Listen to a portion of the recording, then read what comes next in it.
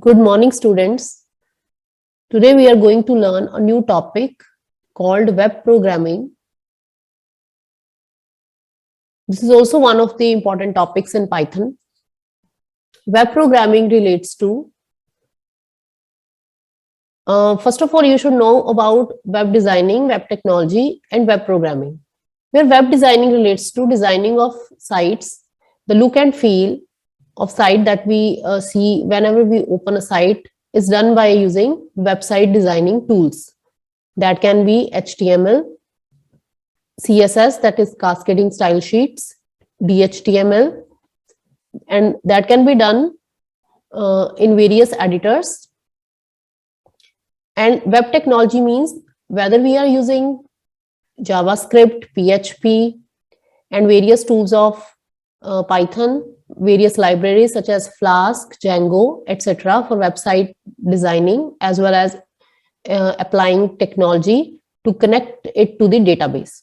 And web programming means whenever we make a request for a certain site or web page on the internet, that is done through a web browser. Web browser can be either Chrome, Opera, Mozilla Firefox, Safari, etc. You make a request in the terms of URL. URL is called Uniform Resource Locator. You write the site name and then press enter. Then that request goes to the server. Then it finds that page on the server and returns you the results back on your web browser. That is called client. Actually, we are clients which access various sites from the servers. And let's suppose if we open a site like Amazon.in and we click on a product, that means we are going to fetch information about that product, and the complete information of that product is saved in terms of a file. And there may be various files related to that product. And the server fetches the result of that file and shows you back to your web client, which is web browser. Okay. And all this is done through a script programming, or we can say that CGI, Common Gateway Interface, which is between browser and server, where browser is a client and server from where we get the data. So we'll know about Common Gateway Interface, that is called CGI, in this chapter. It is a set of standards that define how information is exchanged between web server and custom scripts. The CGI specifications are currently maintained by NCSA. Now, what is CGI? The Common Gateway Interface, or CGI, is a standard or external gateway programs to interface with information servers such as HTTP servers. You know that before every site, there is a protocol written ahead it, which is called HTTP, which stands for Hypertext Transfer Protocol. Because every site is written in the basic code, which is HTML. So this protocol is used to transfer web page from one place to another. That means from client to server, server to client. HTTP servers, we fetch the data from HTTP servers. And sometimes there is written S along with this. That means that server is also secured using Secure Socket Layer, SSL. The current version of CGI is 1.1 and 1.2 is under progress. Now, web browsing. What is web browsing? When we open certain site and access various pages of it, that is termed as web browsing. Your browser contacts the HTTP web server and demands for the URL, that is file name. I already told you, every site is having a lot of data, and every product's data or such kind of any information is stored in the form of files on the server. Then web server parses the URL and looks for the file name. Parses means it divides the URL into various parts. Like the complete URL is like this: https, then www.amazon.in, then slash. Let's suppose I'm searching a particular mobile, Xiaomi. Then it will get information of that file. It will parse it. HTTP will be separated, and then www will be separated. This is the domain name that will be separated. That means under this main directory, I'm searching for Xiaomi, and then complete detail of Xiaomi phones will be provided to me. Okay, so parsing means to divide the complete URL into various parts. Web server parses a URL and looks for the file name. If it finds that file, then sends it back to the browser. Otherwise, sends an error message indicating that you requested a wrong file. Sometimes when we click over a link and we don't get the information, rather we get certain errors such as 404 error, server error, such kind of errors, then either that file does not exist on the server or there may be chances of low server. Then such kind of errors may be received by the client. Web browser takes a response from web server and displays either the received file or error message.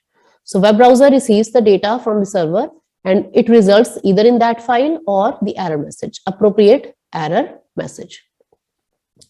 However, it is possible to set up HTTP server so that whenever a file in a certain directory is requested, that file is not sent back. Instead, it is executed as a program. What does that mean? Sometimes when we want to fetch data from a server, sometimes there are directly textual files, static, which are static.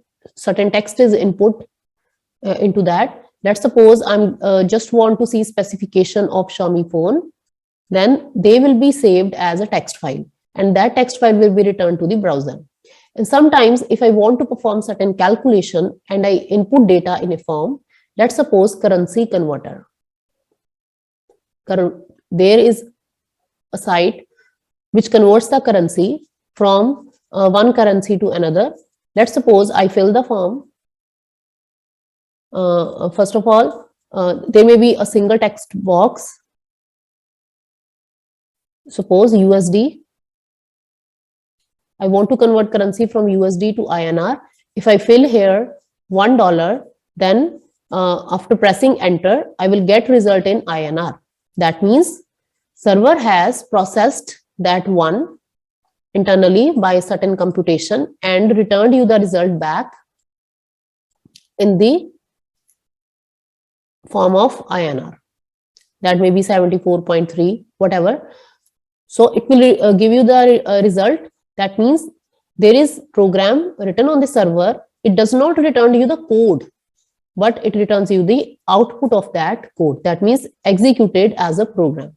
We have given input as one, then it has taken one as input and applied processing on it and returned us the result. Note the code for this program.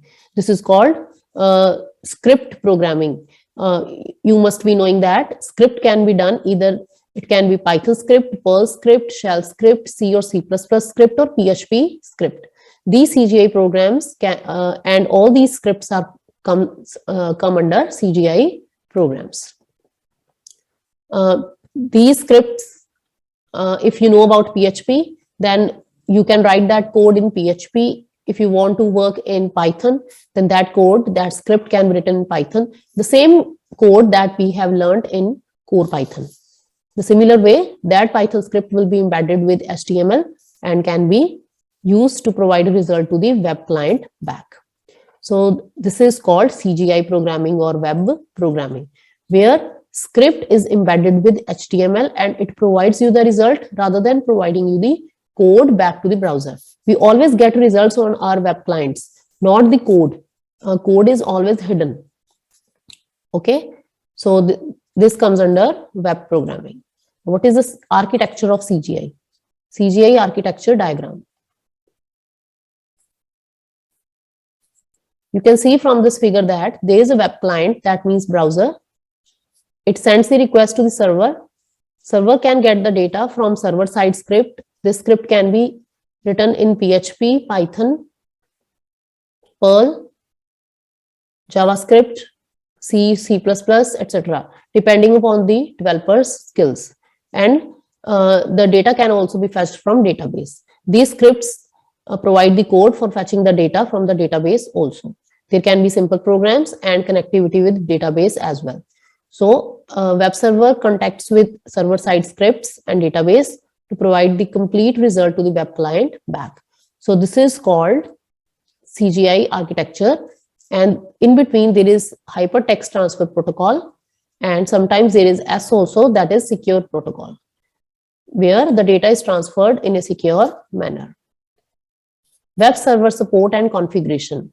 In order to apply CGI programming, first of all, we need to configure it. And for configuration, this code is used. Before you proceed with CGI programming, make sure that web server supports CGI and it is configured to handle CGI programs. All the CGI programs to be executed by HTTP server are kept in pre-configured directory. So there is a directory specified on the server where all the scripts are saved. This directory is called CGI directory, and by convention, it is termed as this. By default, it is on this path. CGI files have extension .cgi, but you can keep your files with the extension .py as well.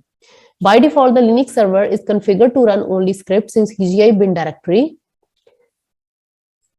such as this. If you want to specify any other directory to run your CGI scripts, comment the following lines in the httpd.configuration file. So this is the configuration file which is stored on the server in order to access CGI scripts and to provide the result back to the browser. So this is the main file which is stored on the server. You can see its code where all options are active and directory information is given. Okay. First CGI program. Here is a simple link which is linked to CGI script called hello.py. This file is kept in this directory and it has following content. The directory path is same as we have discussed earlier in the previous paragraph. And the text is written like this. This is simple script. Print content type HTML r/r/n/r. This is the way to write simple syntax of CGI. Then this is HTML tag. This is head tag of HTML, and in the title, it would be written "Hello World" for CGI program. Title means over here. This is the title. Over here, what will be written? Hello World for CGI program. And then head is closed. Then in the body, the message will be written as "Hello World. This is my first CGI program." And then we'll close the body and HTML. This is simple HTML code. And the first line is about CGI script. And this program is saved as hello.py. And when we'll run it, it will give the output on the browser like this. Hello world, this is my first CGI program. It's very simple. This hello.py script is a simple Python script which writes its output on stdout file, that is screen, because we'll get the output on the screen only. There is one important and extra feature available, which is first line to be printed. This line is sent back to the browser and it specifies the content type to be displayed on the browser screen. By now, you must have understood basic concept of CGI, and this script can interact with any other external system also to exchange, such as RDBMS. Inside this program, we can write the query to fetch the data from the database as well. What is this HTTP header? The line, this one, is a part of HTTP header which is sent to the browser to understand the content. All the HTTP header will be in the form this. So you need to write this line in every CGI or your web page program. There are few other HTTP headers which are used frequently in CGI programming. Along with this basic tags, there are various options available which we can use to provide more information to the client. These are content type, which is already written above, expires date. You can also mention the date. The date information becomes invalid. It is used by the browser to decide when a page needs to be refreshed. A valid date string is in the form of this. Next is URL. The URL that is returned instead of URL requested. You can use this field to redirect a request to any file. Last modified date, the last date of last modification of the date of last modification of the resource. Content length can also be given, and then cookie string can also be set. So we can set these options in the header of the HTML page or web page. CGI environment variables. such as just like Python variables, there are CGI environment variables also. All the CGI programs have access to the following environment variables. These variables play an important role while writing any CGI program. These are content type, the data type of content used when the client is sending attached content to the server. For example, if he wants to upload certain file, then its content should be known, whether it is a music file, that means MP3, a video file, or a simple textual file. What is content length? The length of the query information. It is available only for post requests. I'll tell you what is post request. So content length means if there is a field of search in your website, then we must specify the length of that search query.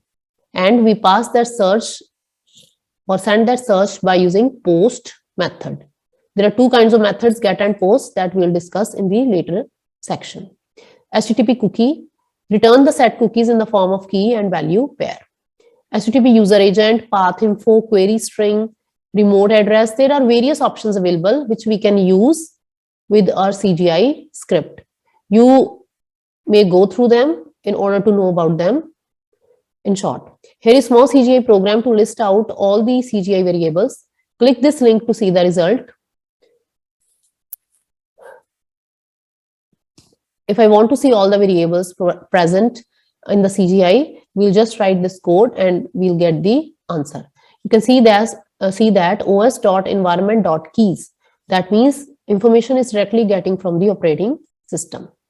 We can run this code to get the information about all the available environment variables which come under CGI. Now we'll study about guest and post methods in the next lecture.